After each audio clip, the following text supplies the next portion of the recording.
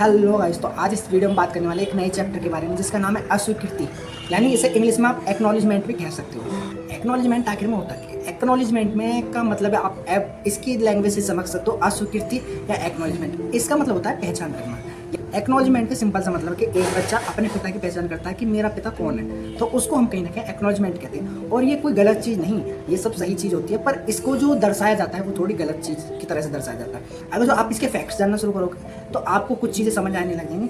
थोड़ा आपको शुरू में गलत लगता है, पर बाद में आपको पूरी चीज़ समझ में आ जाती है। अब ऐसा ही कुछ कॉन्सेप्ट कहीं ना कहीं हमारे हिंदू एडॉप्शन एक्ट में भी आपको देखने को मिल जाए, जिसमें कहीं ना कहीं एडॉप्शन कैसे होता है बच्चे का और कैसे एडॉप्शन के द्वारा पिता का नाम दिया जाता है। पर इसमें हम इसको एक्नॉलेजमेंट की तरह देख लेते हैं कि भाई इसमें एक्नॉलेजमेंट किया जाता है, पर इसका जो फॉर्मेट है बहुत थोड़ा सा चेंज है। हिंदू एडॉप्शन एक्ट में थोड़ा सा चेंज है और कहीं ना कहीं मुस्लिम जो लॉज है उसमें थोड़ा सा चेंज है। अब मुस्लिम लॉज में कैसे चेंज है वो मैं आपको बताती हूँ। अगर जो आपने हिंदू लॉ के बारे में नहीं पढ़ा है तो भाई डिस्क्रिप्शन में लिंक है, आप जाके पढ़ सकते हो एडॉप्शन का चैप्टर। तो अब इसको बात करते हैं। तो किसी तथ्य होना या उसके स्वीकार करना, ये कहीं ना कहीं होता है कि भाई तथ्य होना चाहिए या सामने वाले की स्वीकृति होनी चाहिए भाई कि हाँ मैं ये मेरा बच्चा है या मैं इसका पिता हूँ। दूसरा, इसमें जब बच्चे को पहचान में समस्या देखने को मिलती है तो कहीं ना कहीं हम अस्वीकृति का कहीं ना कहीं एक्नॉलेजमेंट का कहीं ना कहीं यूज करते हैं, तो इसके द्वारा बच्चे की पहचान की जाती है। तीसरा, इसमें कि शादी व गर्भ द्वारा भी उसको पहचान मुश्किल होता है। यानी जैसे कि शादी के द्वारा यानी शादी कर दी या फिर गर्भ में आ गया बच्चा, अब फिर भी बच्चे के पिता को पहचानना मुश्किल है, तो उसमें भी कहीं ना कहीं एक्नॉलेजमेंट का सहारा लिया जाता है। चौथा, इसमें उसके बाद कहीं ना कहीं स्वीकृति का सहारा लिया जाता है और पहचान करने के लिए, यानी जो मैं आपको बता रहा था स्वीकृति का कहने की सहारा लिया जाता है भाई बच्चे की पहचान करने के लिए। तो आप इसको भाई थोड़ा लीनियन वे में समझना, मतलब थोड़ा आप इसको समझने की कोशिश करना। वो थोड़ा चैप्टर थोड़ा उल्टा पुल्टा है, आपको समझ में आएगा, पर आप थोड़ा समझोगे तो आप समझ आ जाएगा। अस्वीकृति का मतलब होता है किसी चीज़ या तथ्य का होना या स्वीकार करना। तथ्य का मतलब है यहाँ पे फैक्ट होना, यानी किसी चीज़ का कोई सबूत है या उसका फैक्ट बनता है या किसी के सामने से स्वीकृति होती है तो उसको कहीं ना कहीं हम अस्वीकृति कहते हैं।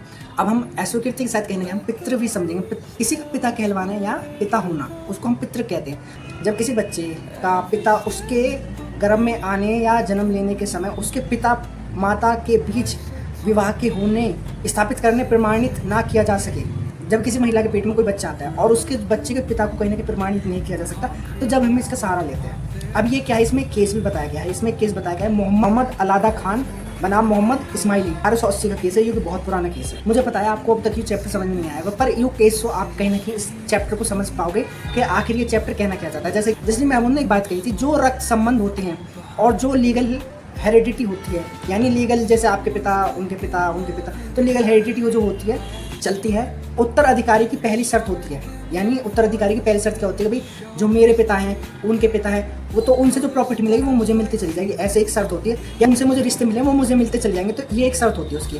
तो जो मान्य विवाह पर निर्भर करती है, जो एक मान्य विवाह पर निर्भर करती है, जैसे मेरे माता पिता के विवाह हुआ है तो मैं उनका बेटा हूँ, तो मेरे उनके जो मान्य विवाह हुआ है उन पर कहीं ना कहीं निर्भर करता है कि मैं उनका ही बच्चा हूँ। तो इसमें यही बताया गया है, पर साबित नहीं होता तो एक्नॉलेजमेंट का सहारा लिया जाता है। एक्नॉलेजमेंट का सहारा जब लिया जाता है जब साबित नहीं कर सकते कि ये दोनों विवाहित है या इन दोनों का ही बच्चा है। एक्नॉलेजमेंट क्या होता है? एक्नॉलेजमेंट होता है दो चीज़ों से आप देख सकते हैं एक्नॉलेजमेंट, एक शब्द से और दूसरा कंडक्ट से।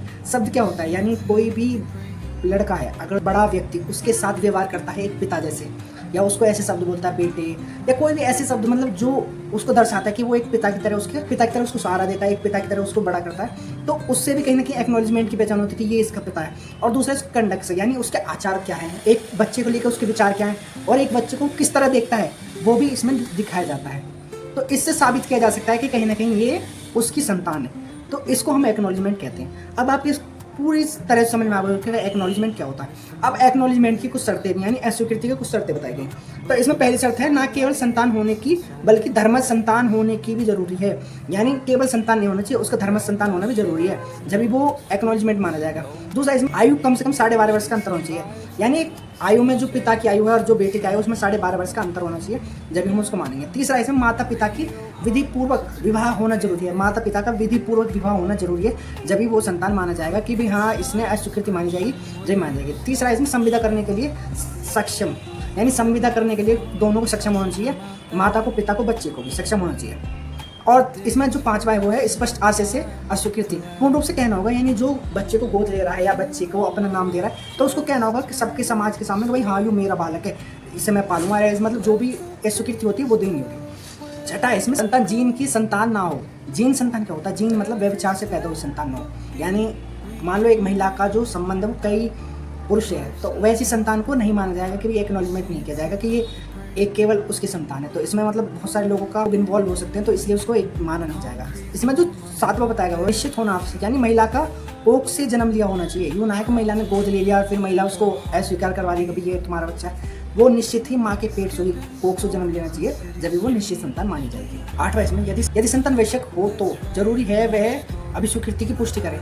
यानी अगर जो संतान एडल्ट हो गई यानी 18 वर्ष से ऊपर है तो वो अस्वीकृति जो कर रहा है पिता, वो उसमें कहीं ना कहीं संतान का भी अस्वीकृति होनी चाहिए कि हाँ यूँ मैं इसे पिता मान रहा हूँ अपना, यूँ मुझे अपना बेटा मान रहा है, मैं इसे अपना पिता मान रहा हूँ, तो वो भी अस्वीकृति होनी चाहिए।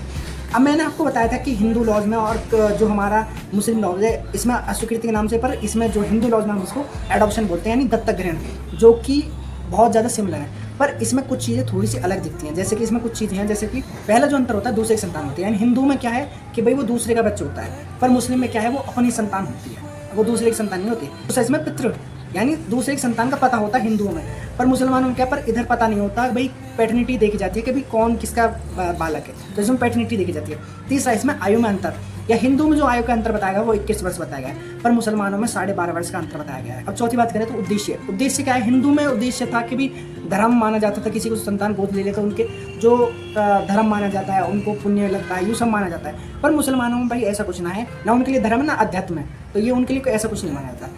5वां इसमें स्त्री के अधिकार, यानी स्त्री के अधिकार बताएंगे। जैसे हिंदुओं में बताया कि सब स्त्रियों को प्राप्त है, कोई भी स्त्री ले सकती है, जैसे विधवा है, कुंवारी है या शादी हो चुकी है, तो ये स्त्री कहीं ना कहीं अडॉप्शन कर सकती हैं।